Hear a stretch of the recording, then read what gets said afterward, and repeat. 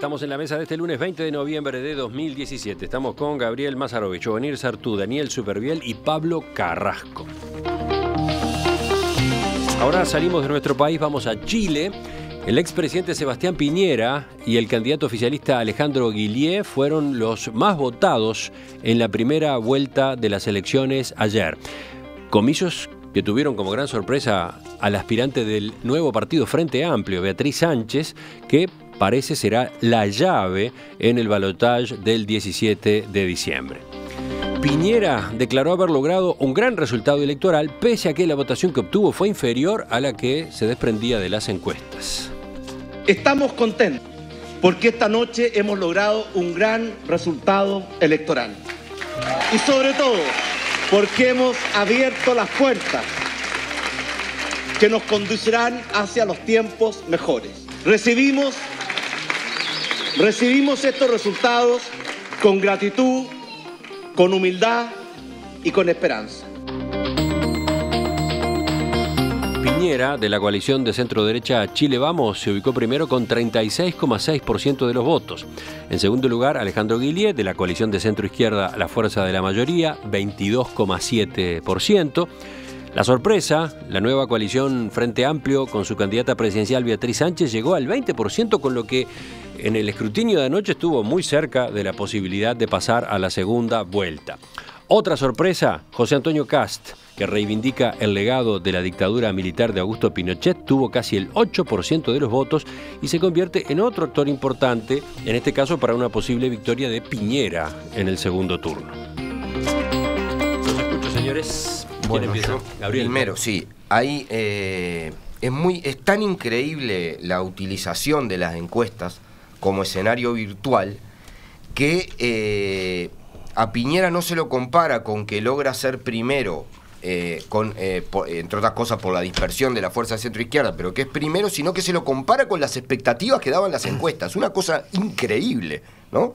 Si Daniel hablaba de mundo paralelo en el Parlamento, las encuestas son un mundo insólito, incontrolado, que además le erran como a las peras sistemáticamente. En vez de decir que se equivocaron fatalmente. Entonces, bueno, no, hay una discusión, en Chile hay una discusión. Pero acá en todos lados, pero ¿cómo va a decir que fue un mal resultado comparado con la expectativa que había las encuestas? Pero por Dios, o sea, es una cosa realmente de un nivel de realidad. Fue un mal pronóstico, no un mal resultado. O sea, las encuestas no existieron nunca como elemento material de la política. El problema eran los votos, ¿no? Entonces, realmente me parece que hay una... Pero, a ver, para que los oyentes entiendan, ¿no? A Piñera le daban 45%. Más del 40%, sí, 45%. 45%, ¿no? Y decían que corría peligro de ganar en primera vuelta. Casi un 10%. Además, las encuestas siempre se equivocan para el mismo lado en todos los países del mundo, ¿no?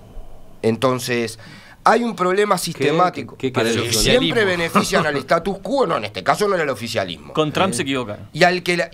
Sí, bueno, pero el status quo, ahí hay una discusión en Estados Unidos, qué parte del status quo era Trump y qué parte del status quo era Clinton. Ahí era como la Pepsi Cola y la Coca, ¿no? Todas eran bebidas cola.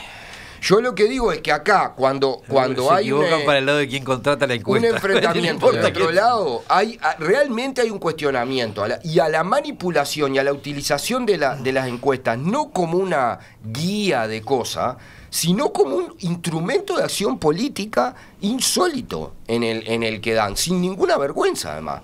Entonces, primero hay un problema así. Segundo, ¿qué pasa en Chile? Además, todos los análisis políticos que se desprendían de las encuestas, salvo este analista que tú entrevistas, que básicamente, prácticamente cantó lo que iba a pasar y que no tenía nada que ver con lo que estaba diciendo todo el resto de la academia chilena incluso. Porque está el endiosamiento del centro, de la dilución ideológica, de que todo iba para el centro en Chile. ¿Y qué se fortalecieron? Los extremos, no el centro. El centro tiende a desaparecer. Entonces, acá hay una cuestión donde hay una acumulación, termino, grandes derrotados aquí. Bueno, primero la democracia cristiana, que se corta sola y le disputaba a la parte más de izquierda de la coalición oficialista la representatividad y no llega al 6% de los votos y queda quinta en la elección. Segundo, hay una derrota de Marco Enrico Mimani que fue presentado también hace 3 elecciones atrás como la gran renovación de la política chilena, y resulta que la renovación viene de la movilización estudiantil y de la calle. Porque a esa movilización... Porque de ahí sale el Frente Amplio y Beatriz Sánchez. Representa a Beatriz Sánchez. ¿No? Y viene mucho más a la izquierda que el discurso absolutamente descafeinado, light y dirigido por los asesores de imagen de Macon Rico Nimani. Y lo otro que se fortalece es la ultraderecha, porque Kast, al que nadie le daba vida de nada, resulta que, Piñera va a tener que acudir acá. Piñera disimula su herencia pinochetista por el dios centro, pero es más o menos. Pero este otro no. Dice, viva Pinochet, vamos arriba, y necesita los votos de Kast. Una última lectura. Si las 3 candidatos principales de centro-izquierda en Chile hubieran ido juntos, no solo hubieran sido primeros, hubieran tenido gran oportunidad de tener una victoria rimbombante. Fueron separados, fueron 5 candidaturas, 2 muy marginales y 3 de centro izquierda, y después los votantes de Macon Rico Nimani. Hay una segunda vuelta completamente abierta en Chile, ¿no? Dice Sergio, ¿por qué le sorprende tanto que en Chile los promilitares hayan obtenido 8%? Flor de alarma tendríamos acá si hubiera un candidato militar. Bueno, yo creo que una cosa que me parece muy relevante es el bajísimo índice de votación. Sí, estuvo en 45%. Menos de la mitad de los 45%. chilenos. El gran ganador de estas elecciones es la abstención. Es decir, si un sistema político no se siente duramente cuestionado cuando solo el 45% de las personas encuentran, de toda esa oferta de candidatos que tenían... Solo, es voluntario ahora el voto. No, ya lo sé, ajá, sí, pero justamente porque es voluntario... se constata que menos de la mitad de los chilenos se sintieron llamados o interesados en votar. Entonces, creo que ese es el gran mensaje de esto, ¿no? Que todo eso, ese universo aparentemente contrapuesto, no logra juntar ese universo de opciones políticas aparentemente contrapuestas por izquierda, por derecha, 40%. por centro.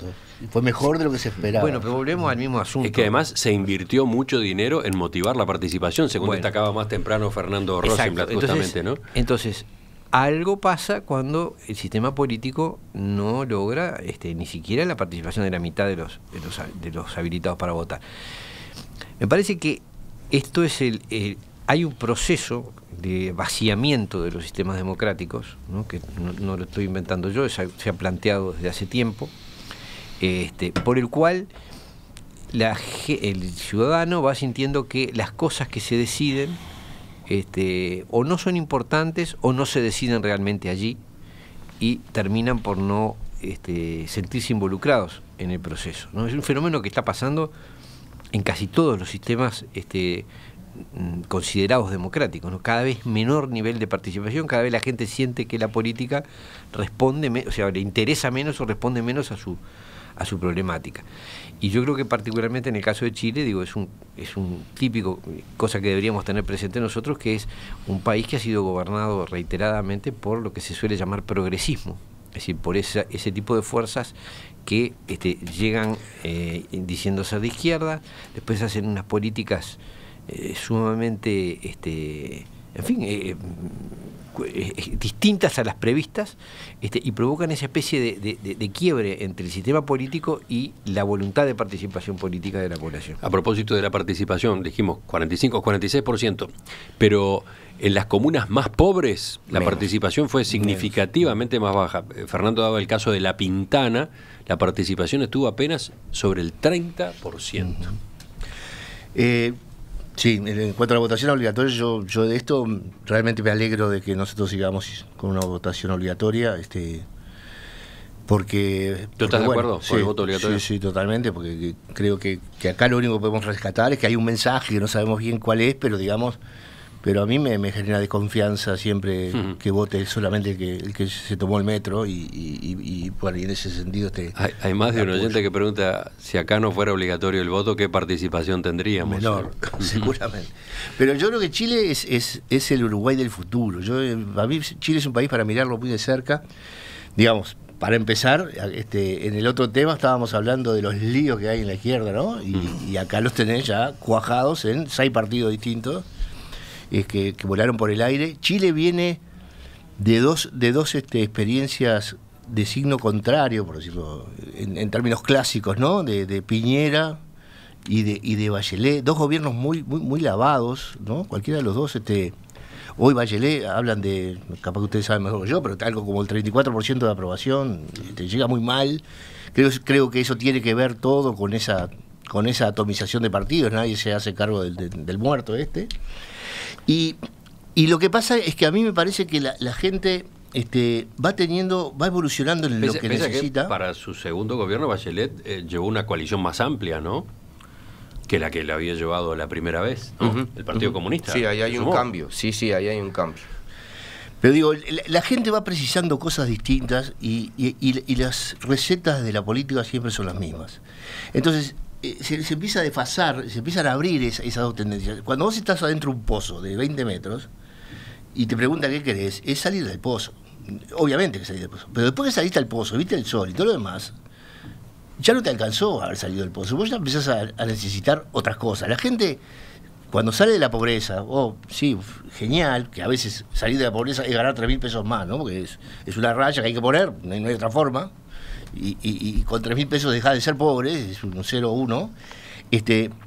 Después necesitas que tu hijo sea profesional, ya que no esté jugando ese descenso. Es decir, y a veces, sobre todo la izquierda que ha participado de este proceso de eliminar la pobreza y todo lo demás, se siente que la gente es mal agradecida, que la gente no valora todo lo que se hizo para atrás y nadie mira para atrás, se mira para adelante. Entonces si hoy estás proponiendo más o menos lo mismo que hace 10 años cuando estábamos en el 2003 y muertos, estás con un discurso lavado, light, que nadie va a apoyar. Entonces, yo me parece que pondría las barbas en remojo mirando Chile, porque creo que los chilenos son un ejemplo de haber crecido tanto que el paladar les cambió y lo que quieren es mucho más. Hoy quieren una educación y todo más que está llegando tarde, porque se están acordando de la universidad gratuita muy tarde y cualquiera de las dos fuerzas.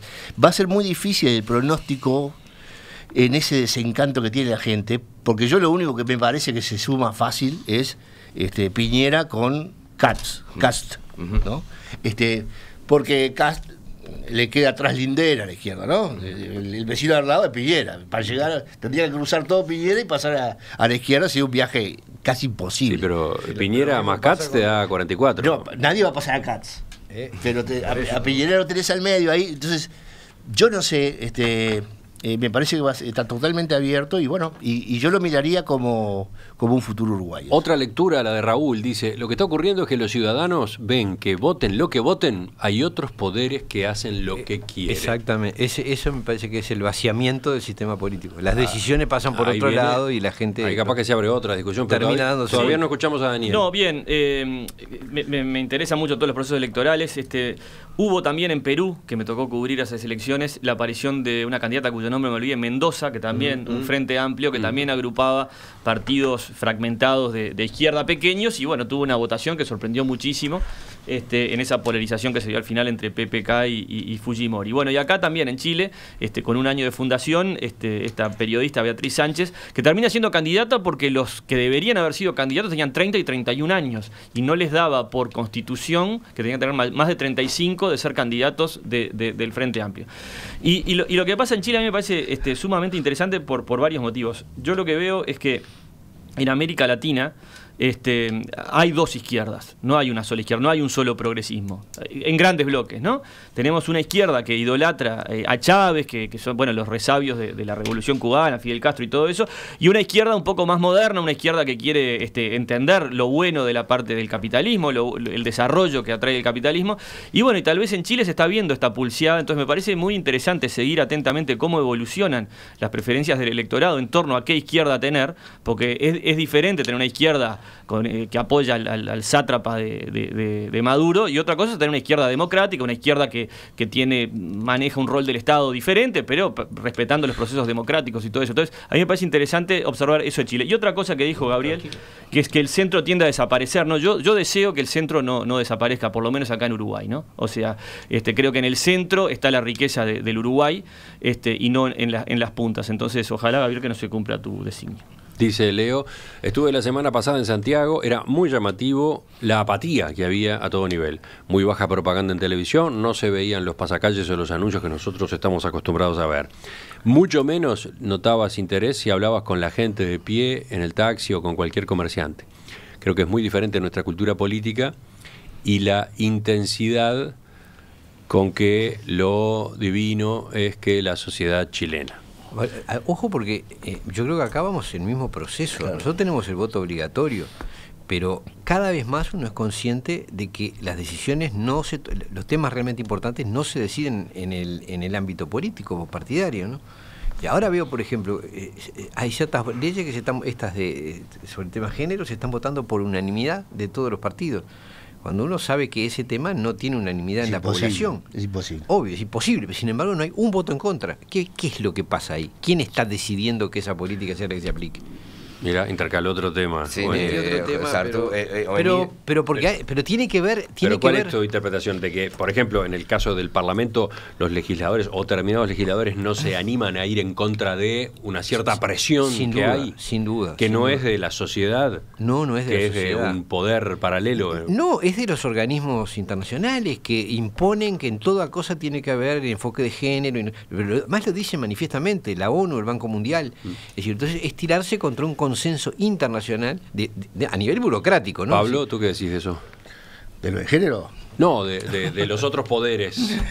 No, sin duda, ese es un poco el desacople que yo estoy sintiendo que hay entre el sistema político y la gente, ¿no?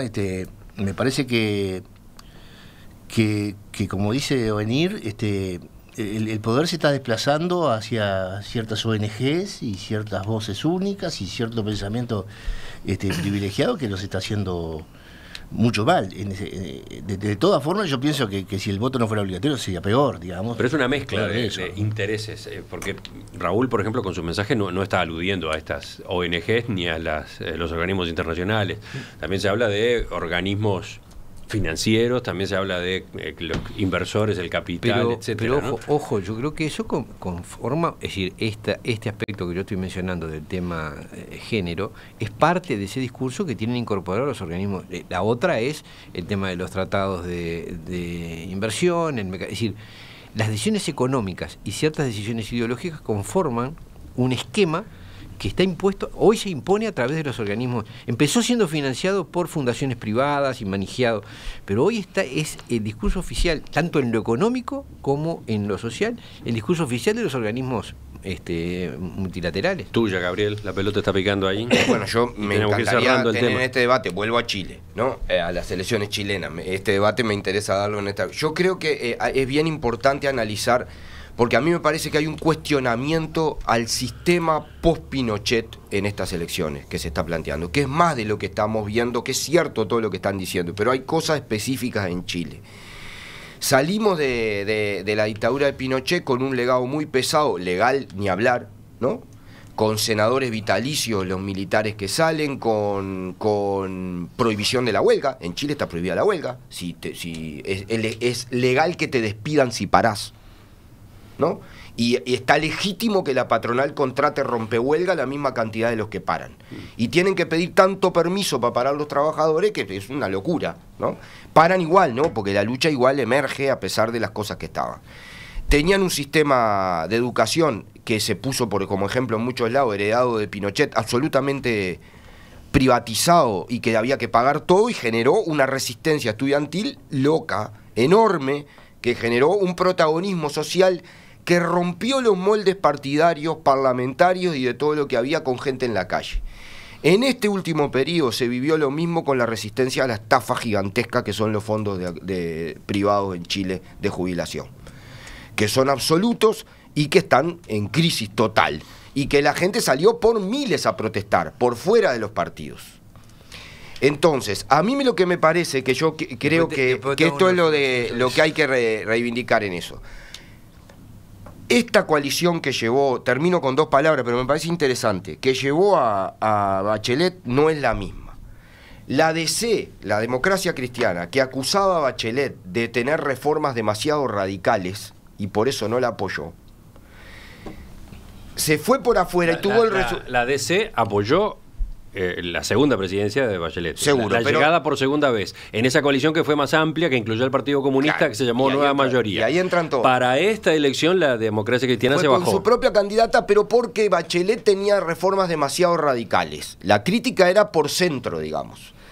Dentro de esa coalición había sectores del Partido Socialista y del Partido Comunista que la criticaban porque había hecho poco. Y la crítica más de poco fue de la gente del Frente Amplio, tanto que no se fue en el mismo partido político y todo. La crítica social de izquierda y la acumulación de izquierda logró el 20% de los votos en Chile. Es una noticia nada menor. No, me hace gracia que me metieron para adentro del Partido Comunista y voló por el aire casi toda la coalición de izquierda. Salió segunda, pasó al balotaje. Tiene un efecto glifosato el Partido Comunista en general. No, al contrario, salió y quedó mucho más parecido a lo que era antes de la dictadura que a la post. Porque la Democracia Cristiana estaba fuera de los acuerdos de la izquierda antes de la dictadura. Fíjate que esto que señalaba el de las AFAP chilenas, digamos. AFJP.